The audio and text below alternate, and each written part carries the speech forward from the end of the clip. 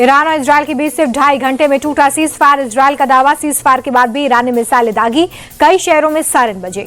Iran ने cease fire के बाद जारी किया नया पोस्टर, लिखा जंग में आखिरी बार हमने किया, बेशुबा में तबाही की तस्वीरें की पोस्ट।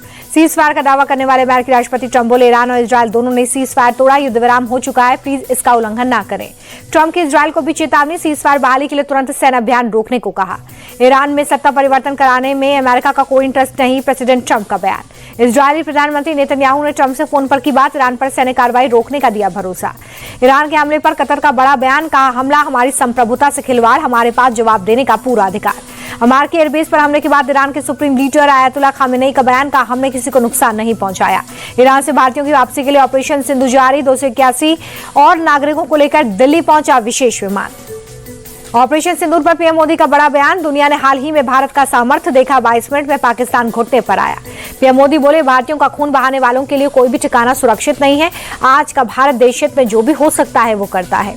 श्री नारायण गुरु और महात्मा गांधी के बीच ऐतिहासिक बातचीत का शताब्दी समारोह, पीएम मोदी ने दिल्ली में किया उद्घाटन। पीएम मोदी बोले, श्री नारायण गुरु जी का विश्वास सत्य में था, गुरु जी के आदर्श बहुत बड़ी पूंजी है, 100 साल पहले की मुलाकात आज भी प्रेरक और प्रासंगिक। बुधवार से मिडिल ईस्ट में विमान सेवाएं बहाल करेगा एयर इंडिया, सीज फायर के ऐलान के बाद फैसला। 25 से 26 जून तक चीन दौरे पर आएंगे रक्षा मंत्री राजनाथ सिंह, किंगदाओ में होने वाली एससीओ बैठक में होंगे शामिल। गृहमंत्री अमित शाह का कांग्रेस पर डायरेक्ट अटैक, कहा कि 50 साल पहले जबरन हमारे लोगों पर आपातकाल थोपा, क्या इससे पहले भी संसद से इजाजत ली गई।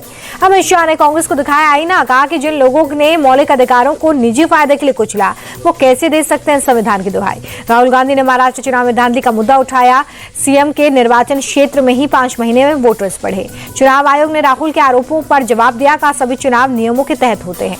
राहुल गांधी पर सीएम देवेंद्र फडणवीस का पलटवार, का महाराष्ट्र में हार की पीड़ा बढ़ती जा रही है, लेकिन कब तक हवा में तीर चलाते रहोगे। एकनाथ शिंदे का राहुल पर तंज, कहा चुनावी प्रक्रिया पर फेक नैरेटिव ना फैलाएं, अगर कोई दिक्कत है तो कोर्ट जाए कांग्रेस। 3 विधायकों को पार्टी से निकालने पर बोले सपा चीफ अखिलेश यादव, का बीजेपी तीनों को अब मंत्री बना दे, बागियों को और निकालेंगे। इटावा में यादव कथावाचक के साथ अभद्रता के मामले में तूल पकड़ता नजर आ रहा है। अखिलेश ने कहा कि कुछ लोगों ने कथावाचक को व्यापार बना दिया है। पश्चिम बंगाल विधानसभा में बवाल, बीजेपी विधायकों का सदन से वॉकआउट, 4 विधायकों के सस्पेंड होने का बहिष्कार। वाराणसी में गृह मंत्री अमित शाह की अध्यक्षता में मध्य क्षेत्रीय परिषद की 25वीं बैठक, यूपी, उत्तराखंड, मध्य प्रदेश और छत्तीसगढ़ के सीएम शामिल। मध्य क्षेत्रीय परिषद की 25वीं बैठक के लिए वाराणसी पहुंचे योगी आदित्यनाथ, काशी विश्वनाथ में किया पूजा अर्चना। छत्तीसगढ़ के सीएम विष्णुदेव साय भी काशी विश्वनाथ मंदिर पहुंचे, पूजा अर्चना कर बाबा विश्वनाथ का आशीर्वाद दिया। छत्तीसगढ़ के डेप्यूटी सीएम विजय शर्मा भी वाराणसी पहुंचे, काशी विश्वनाथ मंदिर में की पूजा अर्चना। गाजीपुर दौरे पर यूपी के CM Yogi Adityanath medical college में छात्रावास के निर्माण कार्य का निरीक्षण किया।